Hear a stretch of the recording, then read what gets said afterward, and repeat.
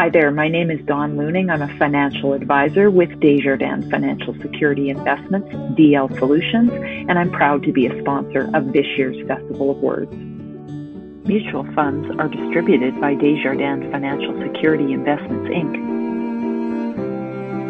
Festival of Words is a staple of Moose Jaw's festival scene and has brought world-renowned authors to Canada's most notorious city. I am proud to be the sponsor of the session with Jay Ingram.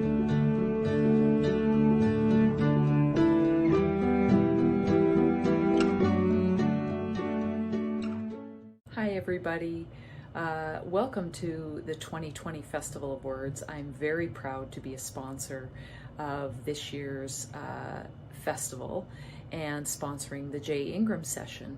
I've been a financial advisor for probably 30 years, and I've been a self-employed business owner in the city of Moose Jaw for years.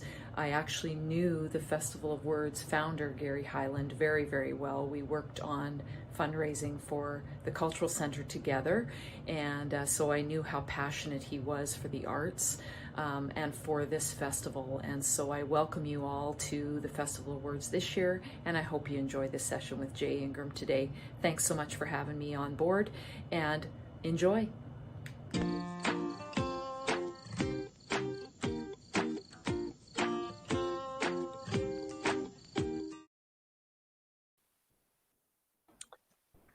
Good evening, everyone.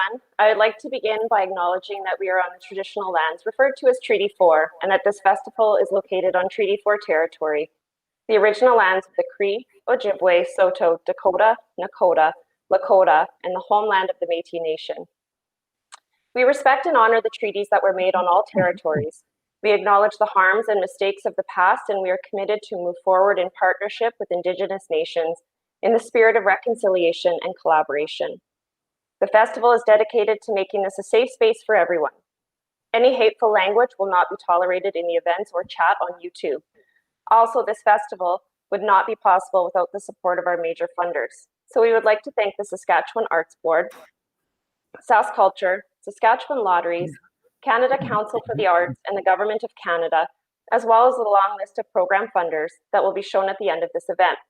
If you're in a business that you know supports the festival, please be sure to thank them for their support.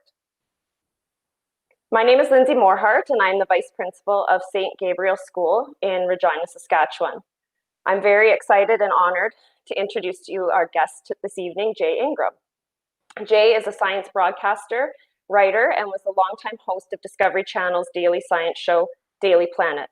Jay has accomplished many things over his career, including hosting CBC Radio's Quirks and Quarks, 2 CBC radio series, Cranial Pursuits, the talk show.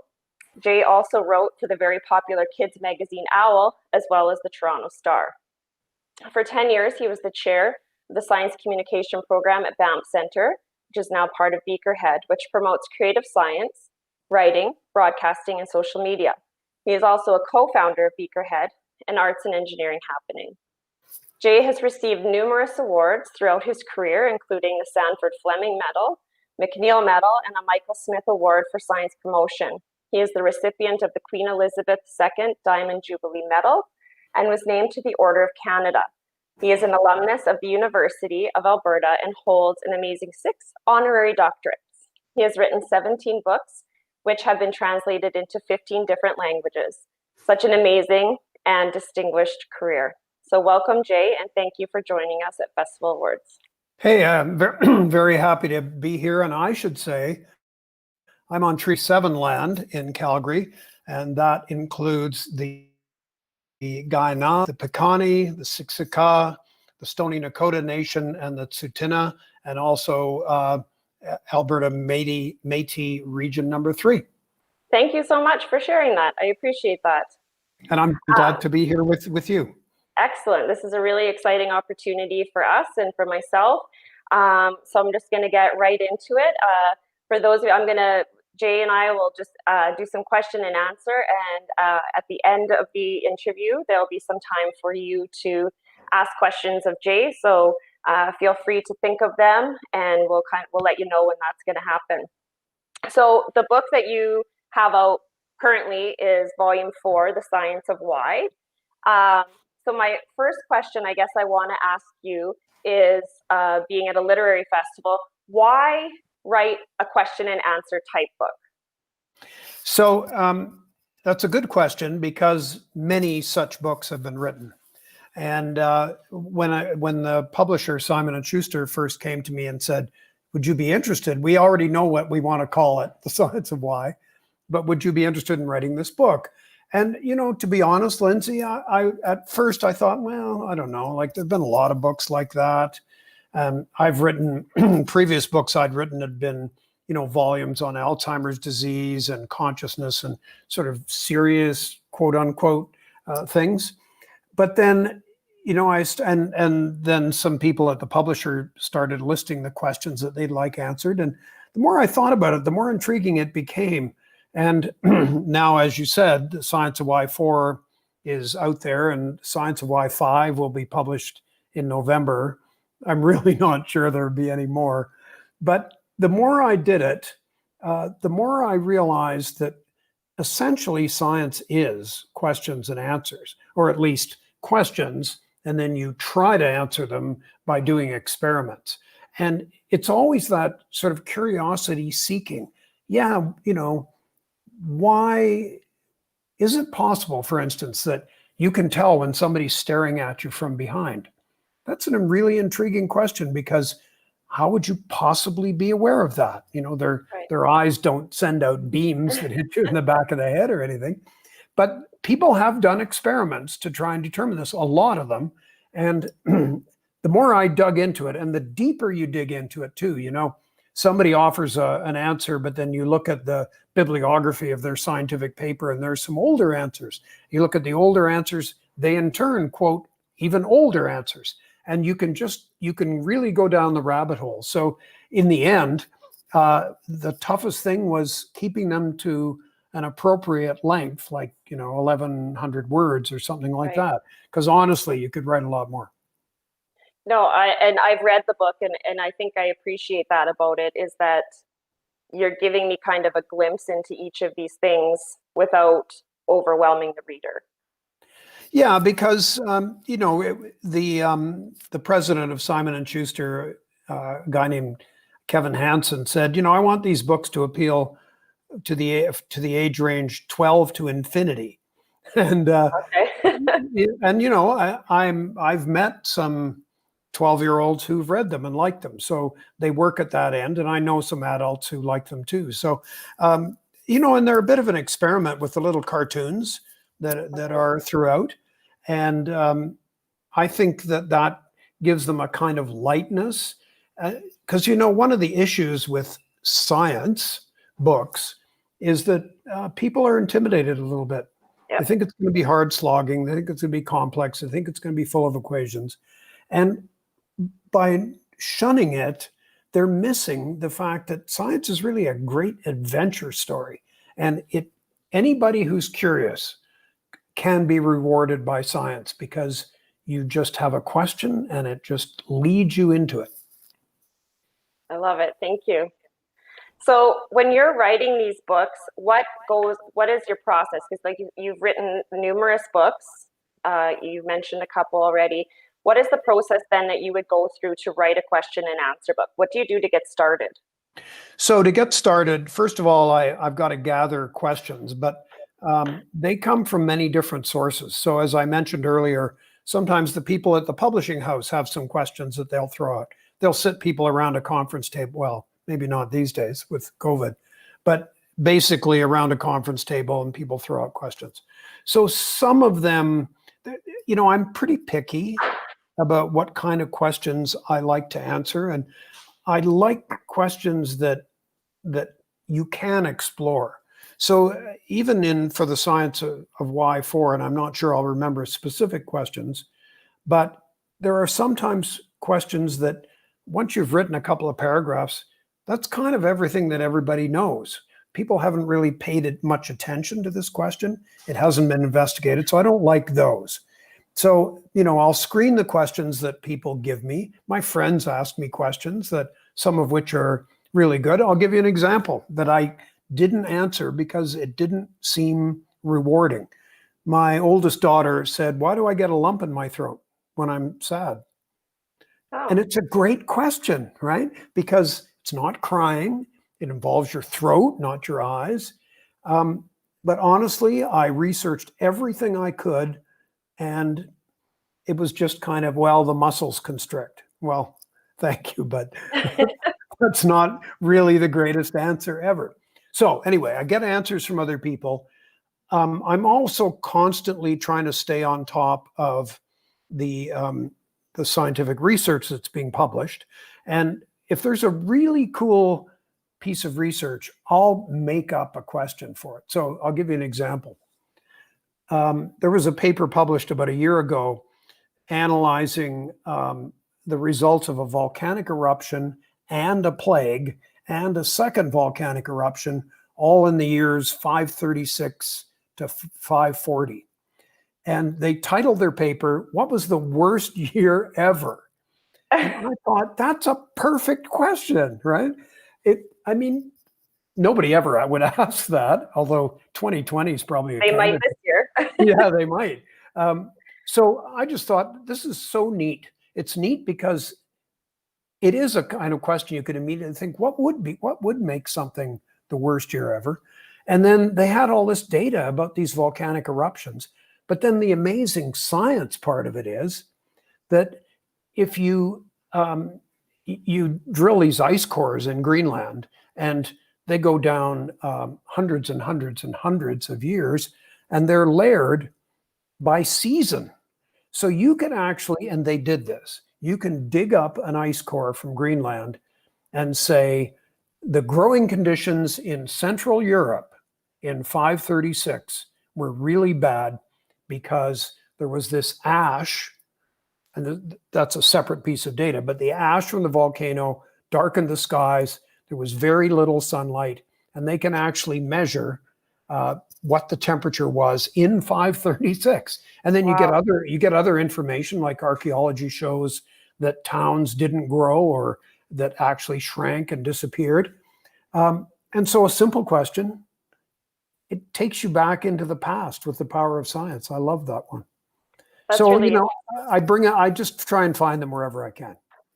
So what would you say then? How many questions, if you're going to write this book and you've got X amount of questions in the book, how many do you have at the start, at the beginning? Like you obviously have to weed it out and, like you said, research. And so I do a lot of the weeding out even before I look it up, because sometimes questions actually seem too easy to me. I wish I could think of one right now, but there are some questions that I must have some principle somewhere, and I just kind of think, no, come on, we're not going to answer that question.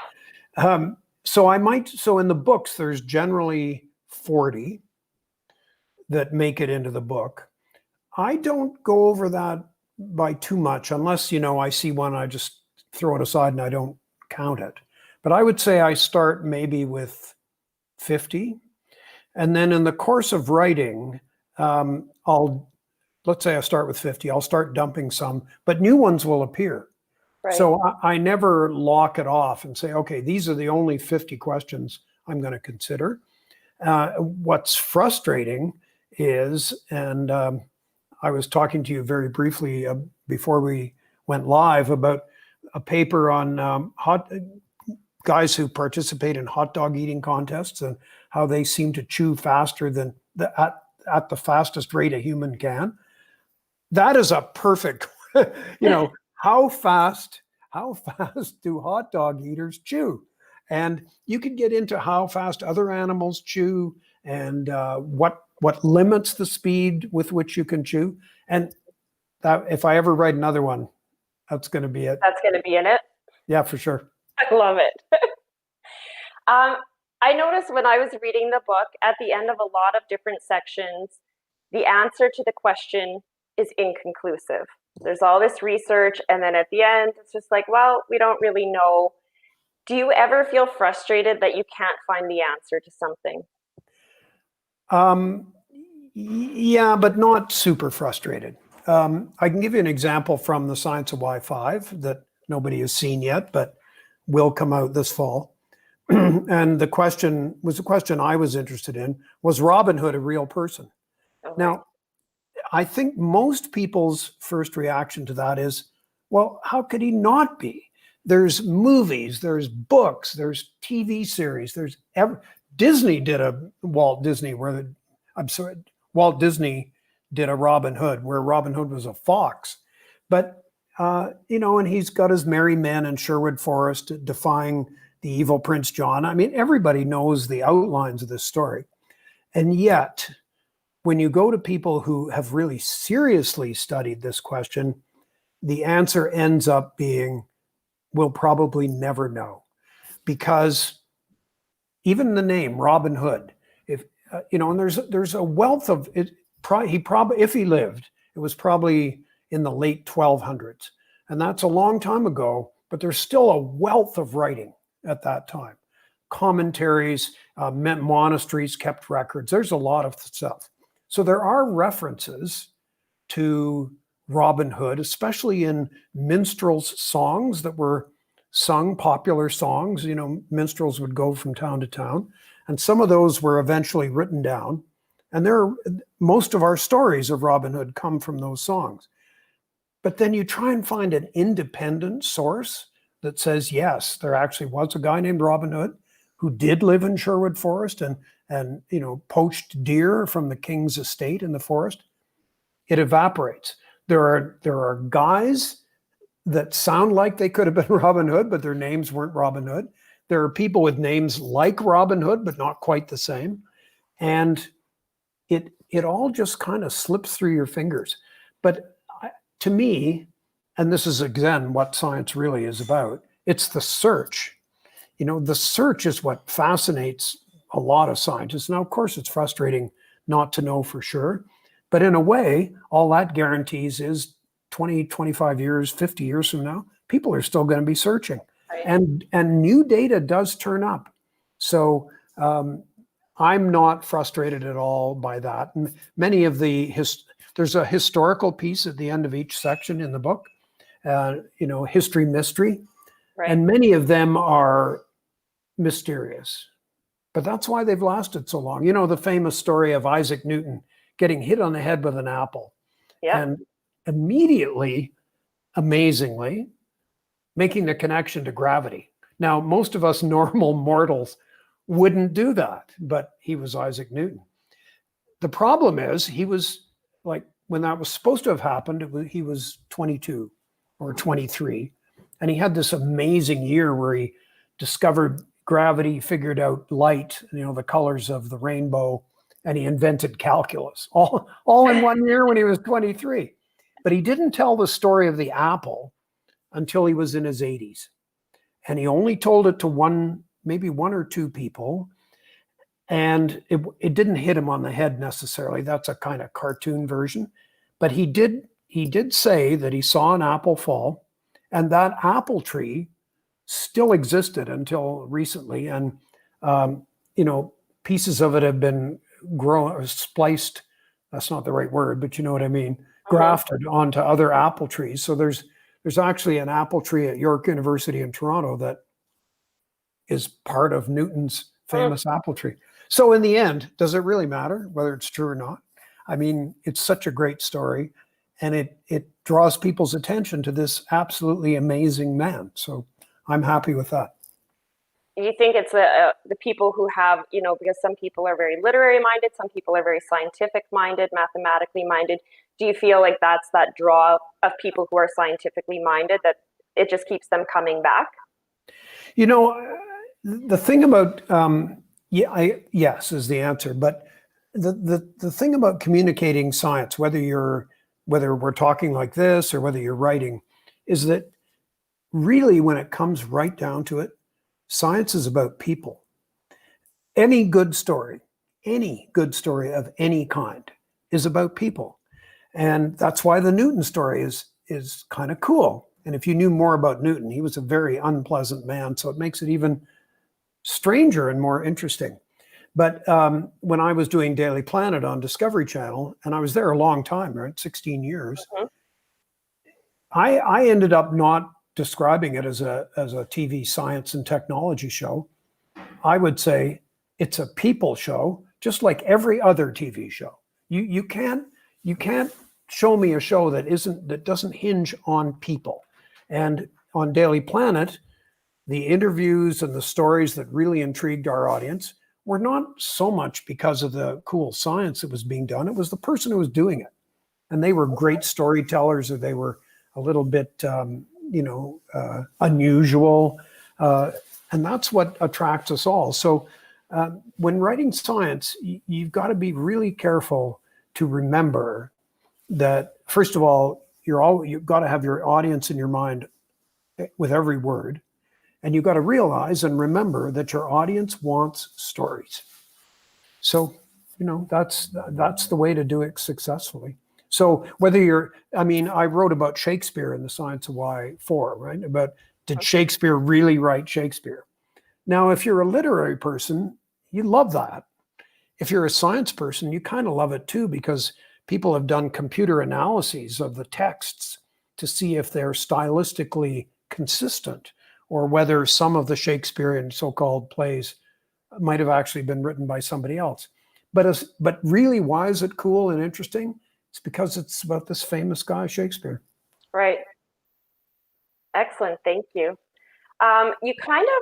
You mentioned it before about the illustrations. And I know tonight my daughter was sitting at the dinner table flipping through, and all of a sudden I could hear her laughing.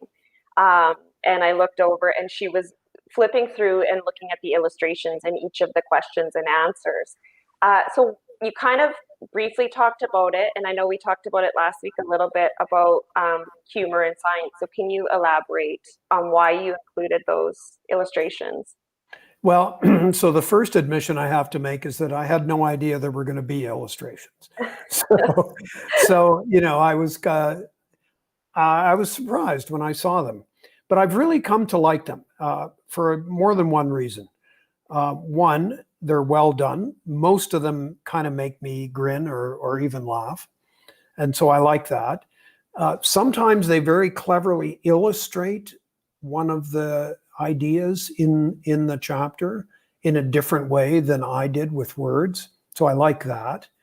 And they also contribute to the idea of, this is a fun read. Yes, it's science, and you're going to encounter 40 different science stories, but they're all short, so you can read a few before you go to bed, whatever. And the drawings sort of underline that characteristic of the books. So, they're not 350-page Pulitzer Prize winning books. On the other hand, I think it's really, really important that young people get a different kind of exposure to science than they get in school. And I'm not criticizing school at all. If you're gonna study science, there's stuff that material that you have to know. And you have to deliver a curriculum, and there's only so much time to do that. It's one of 7 subjects or whatever. Sometimes, though, what gets left behind are the cool stories. And so I think it's really important that people of all ages, 12 to infinity, read about some really cool stuff that they might not otherwise encounter. And stories don't have to be long. They just have to be interesting. And it was the same in television. I've met a lot of students and graduates in their early 20s, say from 20 to 25, who watched Daily Planet when they were kids. And many of them say they were influenced toward science by watching Daily Planet. And I think, when you come to the end of your career, if there's one thing you can say, it is that I've positively influenced some young people. Like, what more do you want? Yeah, it's a great feeling. Yeah. So so I'm kind of hopeful that if I last that long, the 12-year-olds that are reading The Science of Why, when they're 22, they might come up to me and say, "Hey, I love those books." You can only hope. You might even hear them saying, "Oh, I looked you up on YouTube." Yeah, maybe. They might even be watching Daily Planet right now, right? Finding out more. Yep. Yeah. So when you started writing these books, when they came to you with this idea, did you have in mind how many volumes this was going to be? Did you think, okay, I'm just going to write one book and this is it? How many volumes are you going to keep writing? Is this Well, an infinite project? I thought it was going to be one. Okay. Because, in the book business, part of it is, does your book sell well? Because if it does, and it has this kind of format, which could be duplicated or triplicated, then that's how it happened. Number one sold well enough. They said, why don't you do another one? So I did another one. And honestly, Lindsay, I still thought, okay, 2 books. That's great, because I, was sort of uncertain about what I wanted to write next. And then 2 became 3 and 3 became 4. And now I don't know. Like I'm at each one, I think, okay, that's it. Right. Can't possibly do another one. But there are a lot of factors that determine whether a book sells well. And sometimes those have come to for most of this series, those have come together. So I don't know, but I'm not counting on doing another one, but I still have to get that hot dog eating chin movement thing out there somewhere. There you go. So there's going to be a volume 6 with one story in it. One story. I love it. Yeah. Well, how long does it take?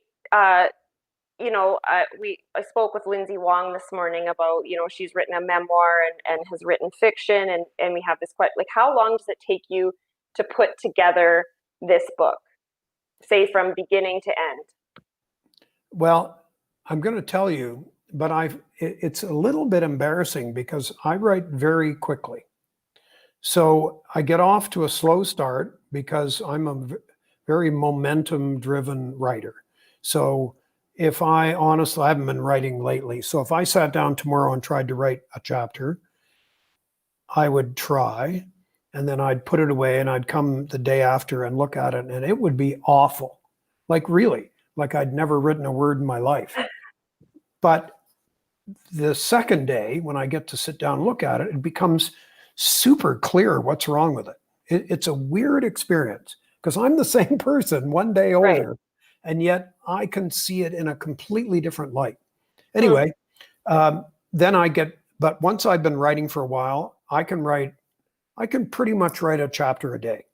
Okay. And I don't like, when I'm writing, I don't like to take days off for the very reason I just said. If I took like a long weekend, I'm pretty certain I'd come back on the Tuesday and my first writing would be awful.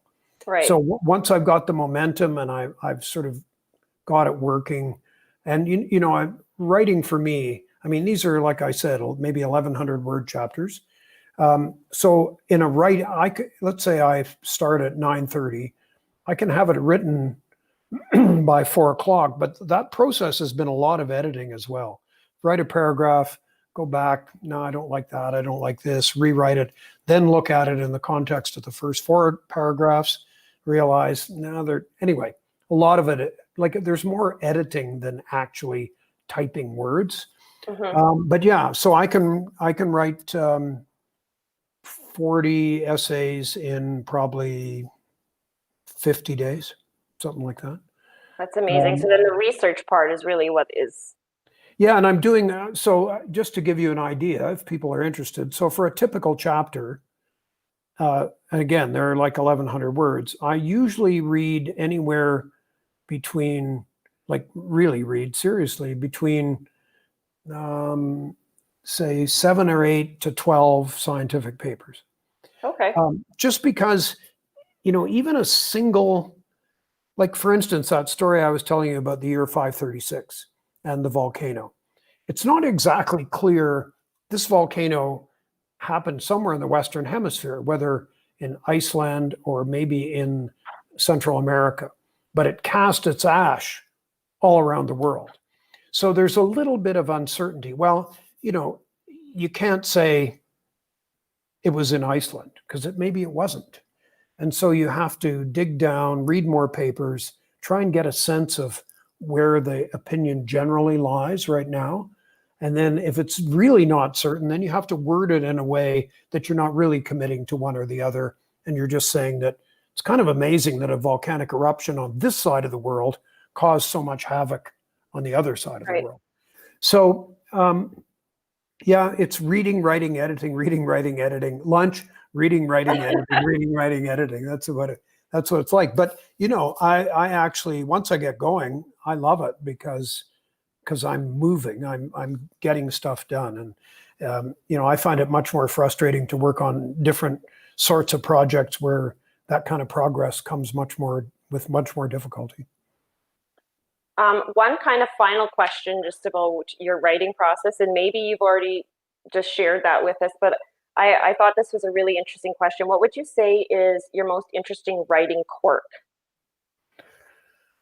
Ooh, now that is, I'll tell you what I think is the hardest piece of a chapter to write. It's not exactly answering your question. I've always felt that as long as you say something, you're kind of answering. Maybe you don't have an interesting writing quirk. Yeah, I don't. I mean, do you mean in terms of how I write, like the habits of writing? It could be, yeah. Yeah, no, I just sit in front of a computer and hammer away. The toughest part of writing a concise answer to a question is how you finish it. The last two sentences. And I think that's common to writing generally. And I know it's a real challenge in television because, the way we used to do Daily Planet, you do an interview, it would end up being edited to about 5 minutes, and you'd have an intro and an extra. But it's sometimes very hard to really neatly wrap up an idea without just saying, okay, thanks, goodbye. And so I work very hard at trying to come up with final paragraphs that aren't, in science, it's quite common for people to say, okay, they've been working on some weird aspect of grasshopper leg motion, but they'll say, we think that maybe robots will be designed on that. Well, they're lying. They're not thinking about robots. They're just trying to appeal to people who aren't interested in grasshoppers, but are interested in technology. Right. And so medical interviews, we think this will help in the treatment of neurodegenerative diseases in the future. Well, it might, but that's not really why they did that particular experiment. And that's not really why that particular experiment is so fascinating. So I try and avoid those kind of generic, vanilla, white bread ending to things. And that's the toughest part. That's very interesting. Thank you. I want to shift a little bit here. Today, social media, it's huge. And we are winding our way right now through a pandemic. And we are discovering that suddenly everybody is a scientist. And everybody is a medical expert. And we're seeing so many unfounded theories emerge. So what do you say to people, to the world, that they're learning their science or their scientific facts, their medical facts from shared Facebook posts? How would you address that, or what do you say to people? Well, let me sort of set the scene for what I'd say first. People who, a pandemic is heavily politicized, and we're seeing that in the United States right now, where the Trump administration, they don't care how many more, apparently, I better not say that, they seem not to care about how many more people die. They just want the economy back up and running, and because that's going to be whether he gets reelected or not. So it's political. It's not scientific. If you look at any scientific controversy and, hydroxychloroquine, does that work or not? That's not a scientific question. The science is in, it doesn't work. It's a political question where people in the Trump administration are touting it still. If you look at climate change and the arguments over that, genetically modified organisms, GMOs, genetically engineered crops, however you want to call it, the arguments over that, the arguments they're based on politics, social attitudes, cultural attitudes, they're not based on the data. I could, if we had another hour, I could give you some perfect examples, but it's not like people who think climate change is a hoax actually read the climate literature. Right. They don't. They read some guy's blog and quote it. And so if somebody says to me, let's take the most extreme example. I'm not going to get a COVID-19 vaccine because Bill Gates wants us all to get it because he's implanting chips. Right. Well, that is so ridiculous that I actually am afraid I couldn't really engage with somebody like that because we would have zero common ground. So, and I've thought a lot about this. I used to write, when I wrote for the Toronto Star, I had a lot of climate change skeptic. I was arguing with them a lot. It was very unrewarding.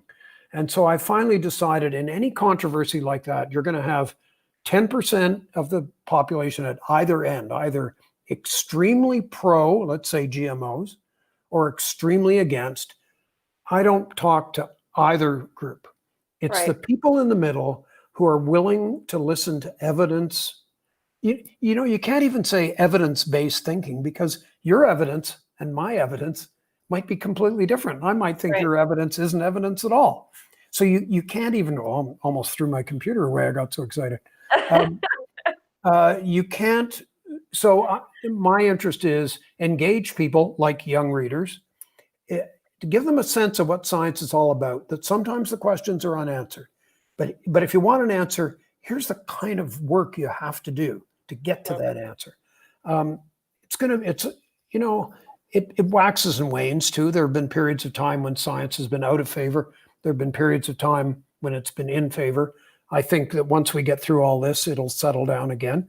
But there are people who are worried that anti-science attitudes are going to be worsened by COVID. I hope not. But, you know, there's a time to engage with people and there's a time not to. And there are just some audiences that I would just take a pass and say, you don't really want to hear what I have to say.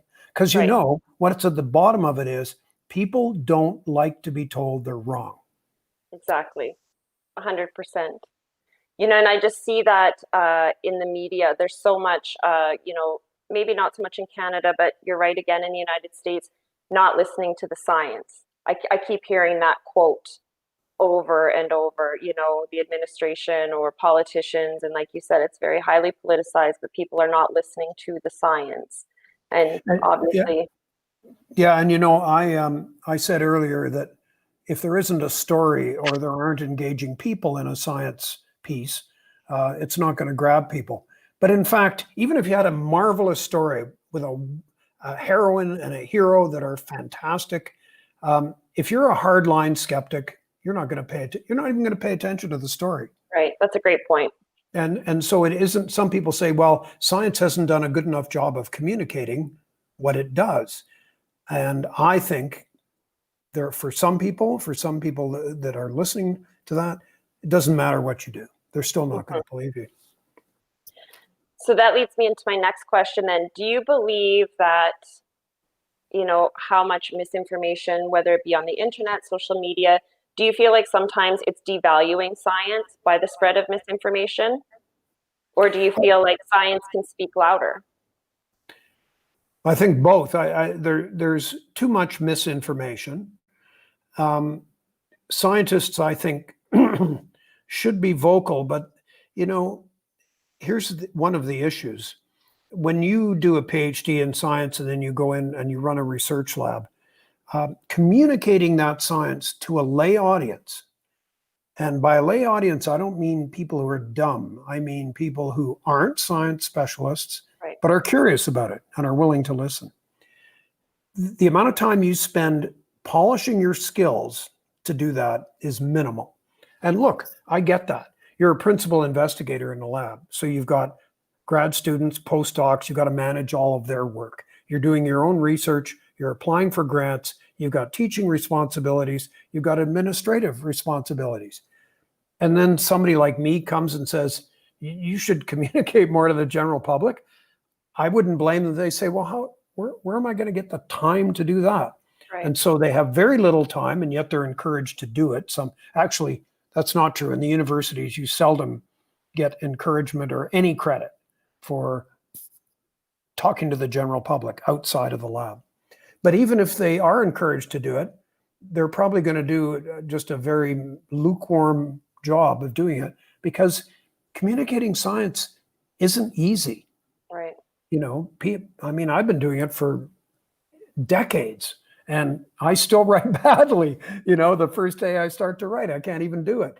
And it burns me a little bit to hear people say, well, I'm just gonna talk about my latest research, because I want to ask people who say that, do you think that's what your audience wants to hear? Have you actually thought about what your audience is interested in? Maybe they want to know what life in the lab is like, not, Right. some picayune little detail of biochemistry that you're trying to find out.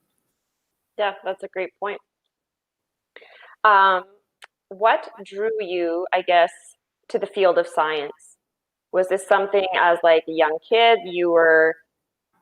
it's always interested you? Was something happen that made you really gravitate towards this field?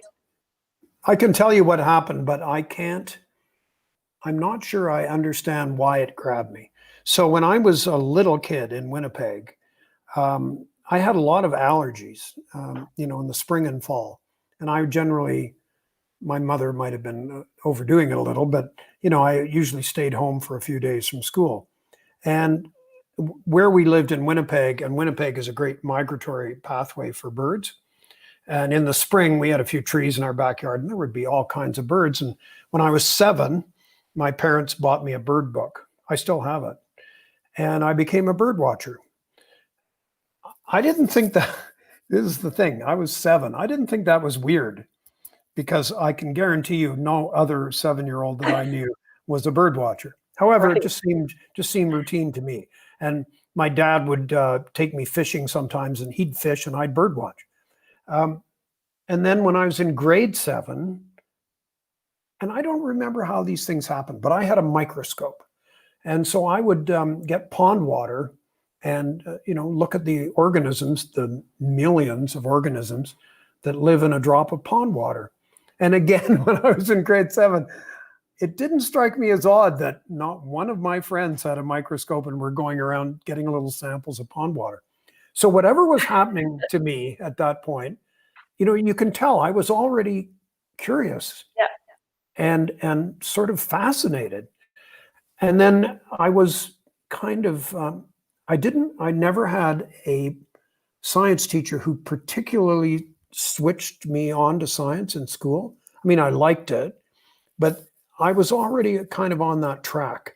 And then when I got into University of Alberta in my third year, I took a course in virology, but viruses that only prey on bacteria. So very, very narrow. But I was blown away. It was so amazing. It was so intricate and molecular, and I just couldn't believe it. And so that kind of cemented it. It was about at that time that I decided this is what I wanted to do. The thing is, I wasn't quite, there's too much detail coming here, but it wasn't quite like, okay, now I'm going to learn to be a writer. All I did instead was start to lose interest in university. And I stopped going to labs, and anyway, it was a bad scene. And then I barely got back into a grad program, and it was a waste of time, because I knew what I wanted to do. And I was telling my friends, I want to just bring science to the people. But it was hard, because it wasn't like today, where there are science magazines, some TV shows, you can write a blog and all that. There wasn't any of that. So it was a bit tough getting going. But so I knew by the time I'd finished university, this is what I was going to do. And I got lucky enough to be able to do it. That's excellent. I have one more question because it is 7:45 almost. So if you do have, those that are watching, if you do have questions, you can start sharing them and the festival will share them with me. I want to know what you think. I want to pick your brain about what you think right now is the most fascinating or interesting thing or idea in the world of science right now? Well, there isn't just one, I would say, but I can tell you the ones that I like. First of all, cosmology. You know, we now have this image of, it's actually quite amazing. So, you know, we have the Earth and on the solar system, and we're kind of familiar with what the planets look like, and you know, they're gargantuan distances away, but trivial distances if you then look at the galaxy, the Milky Way, where there's hundreds of billions of stars, hundreds of billions of stars like our sun, and it's now people are now beginning to think maybe every one of those has at least one planet. When we started Daily Planet in 1995, there had been one planet discovered around another sun, another star. Now there's billions. And the Milky Way is only one galaxy out of hundreds of billions. And there are parts of the universe that we will never see because it's expanding so rapidly that the light from a galaxy way over here is never going to catch up to us. So I think that's so mind-boggling because you know when you run the film backwards, then you get to a point 13.7 billion years ago where the universe was that big, actually smaller. So that's how can that not be interesting? I'm really interested in human evolution too, especially the Neanderthal people who lived in Europe until about 40,000 years ago, at the same time as modern people like us were moving into Europe, and nobody knows exactly why the Neanderthals went extinct, although we carry little bits of their DNA because there was intermarriage, but why they went extinct and we didn't. And, you know, a long time ago, like in the 1950s, the idea was we killed them all off because we're kind of savage people ourselves, or they were really dumb. Well, they couldn't have been dumb. They survived an ice age in Europe. They hunted, they fished, they apparently swam, they made musical instruments, they made tools. They weren't dumb, but something happened. So I find that fascinating. And then robots, artificial intelligence, where is that all heading? I think that's also pretty cool. I'm really interested in a smaller area in Alzheimer's disease. Because it's a crucial situation. I mean, nobody's talking about it now during a pandemic, but by 2030, there are going to be 1.5 million people in Canada with Alzheimer's disease. Really? And already we have trouble caring for them. The burden on caregivers is incredible, but the science, and you know, sometimes this is a bit of a dilemma if you love science. You cannot love Alzheimer's disease. It's horrible. I've had family members with it. But the science is totally fascinating. And it's not worked out yet. What exactly triggers it? I'll just tell you one quick thing about Alzheimer's that is fascinating. And as a vice principal, this is something you should know. And that is, if you look at 80-year-olds and up, and you compare their mental health with respect to Alzheimer's to what their school experience was. Were they cognitively challenged? Did they do well in school? Did they go on in school past grade 12? Those that did are much less likely to get dementia when they're old. And there's something mysterious about how the brain gets set up by education that forestalls dementia at later life. There are a lot of other factors too. You know, you shouldn't have high blood pressure, et cetera, et cetera. But that is a key feature, and it's repeatedly been demonstrated. So, you know, I had some good teachers, and I liked school. Little did I know that when I got older, that might be something that might protect me. Mm-hmm. That's very interesting. It's a story that everybody should know. And so anyway, you're doing research on that right now? Pardon?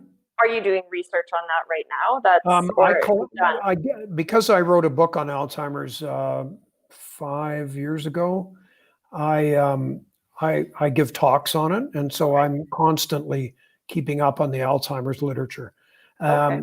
And but 5 years ago I was talking about this, and it's still more data all the time. You go back to school records, and some countries are like Scotland and Ireland.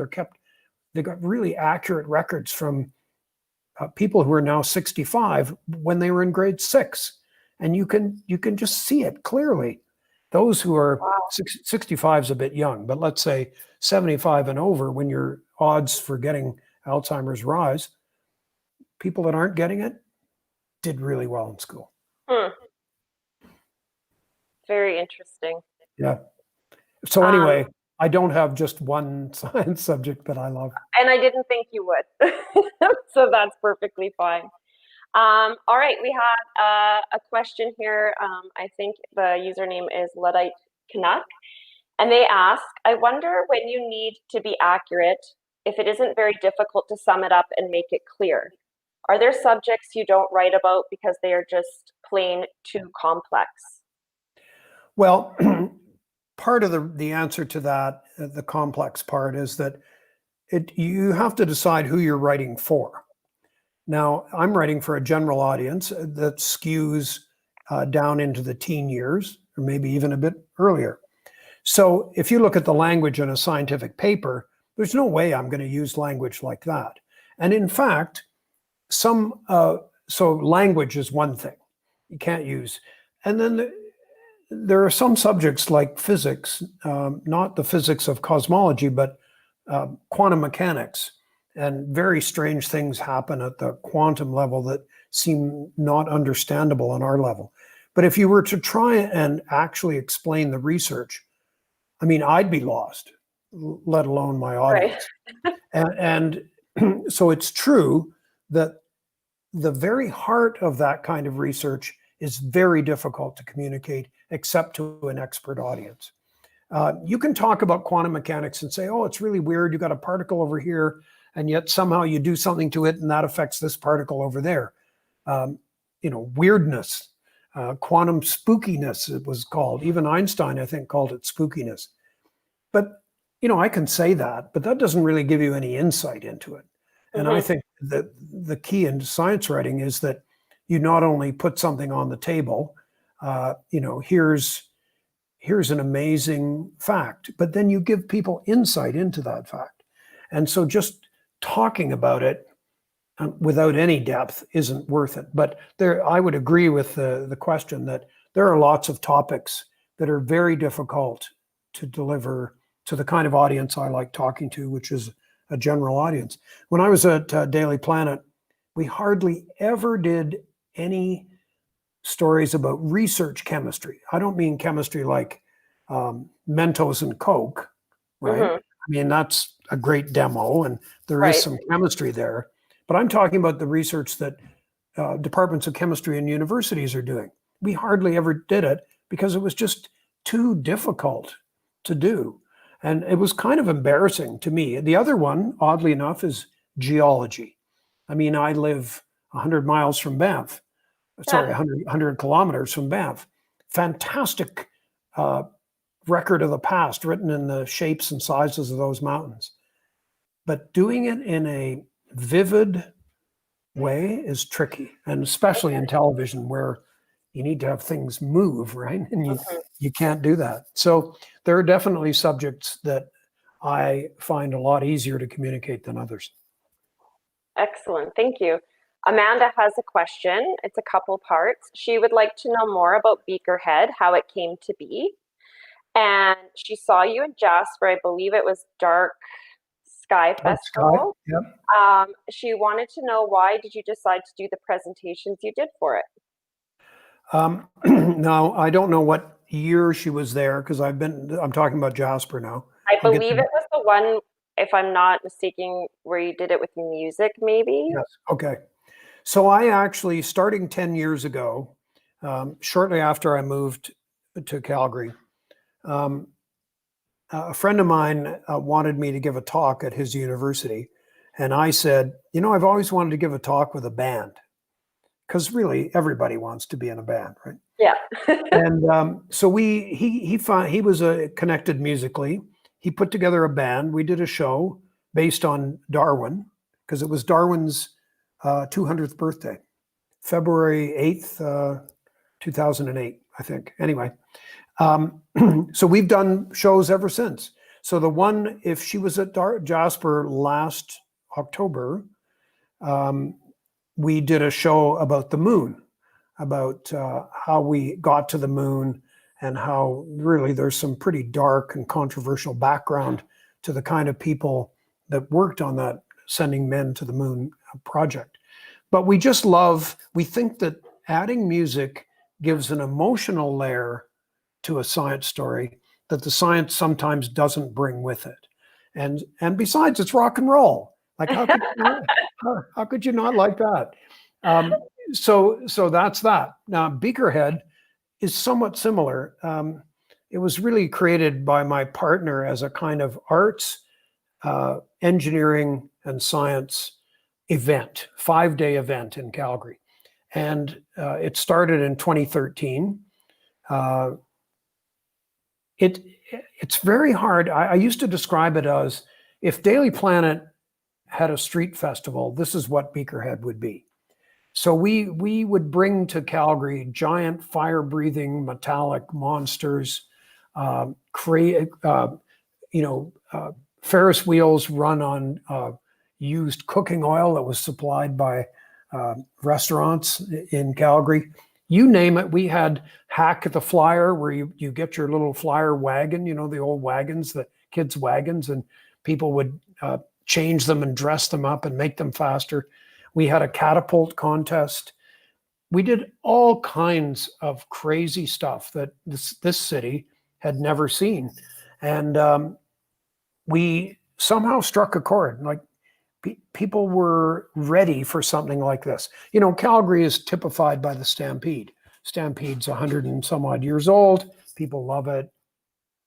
We just decided, Calgary's no longer a cowboy town. It's an engineering town, right, and a strong arts community. Let's celebrate that instead. So that created Beakerhead, and honestly, we've had some. So it's 5 days in September. A lot of educational programs. I'll give you an idea of the educational programs. We have one called the Ingenuity Challenge. Teachers sign up. Generally, actually elementary school and also middle school. And then we send something out to them. It could be a giant roll of tinfoil, like this wide. It could be a bunch of glue and pieces of wood. It can be anything. And they have to come up with something creative. And we give them no direction other than a theme. So the year of the tinfoil, the theme was, things aren't what they seem. And you would be delighted by the creativity that you can unearth when you got a great teacher, keen kids, and then very, very simple materials. I love it. I wrote that idea down. Yeah, it's you can we can talk offline about it because I can give you a better sense of how it works. Excellent, thank you. Our next question is from Larissa Kurz. She would love to know if the research process, you talked about earlier for a book like The Science of Why differs at all from the one you used when you were working in different mediums like TV and radio. It's a really good question.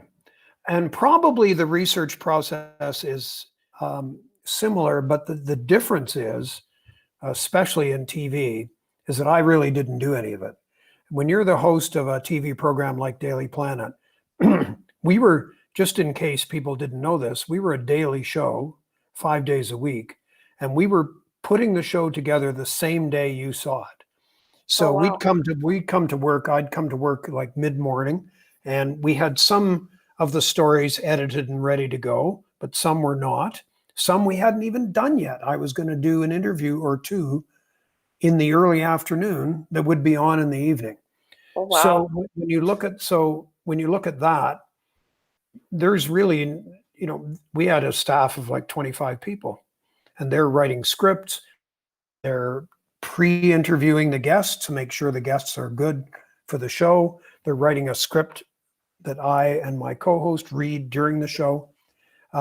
So other people were doing the research, and I think if you put it all together, it would amount to the same thing. Radio was, I had a little bit more of a role because we only had 4 people doing Quirks and Quarks. But if the question instead was, is the research for A Science of Why different from the research for an Alzheimer's book, The End of Memory, the book I wrote? In a way, it's similar, but it's much more intense for the Alzheimer's book because every chapter is about Alzheimer's. And so I can't even give you an idea of how many scientific papers I read. It would be in the hundreds. And so the beauty of writing The Science of Why is I can write 12 papers, write 1,100 words. It's done, right? The Alzheimer's book is, I don't know, 280 pages, all about Alzheimer's. And there's a good and a bad side to that.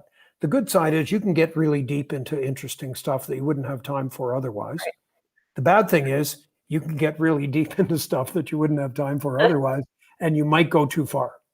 And so the really important thing is to be able to step back and say, have I fallen in love with this? You know, there's a saying we have in science communication, kill your darlings.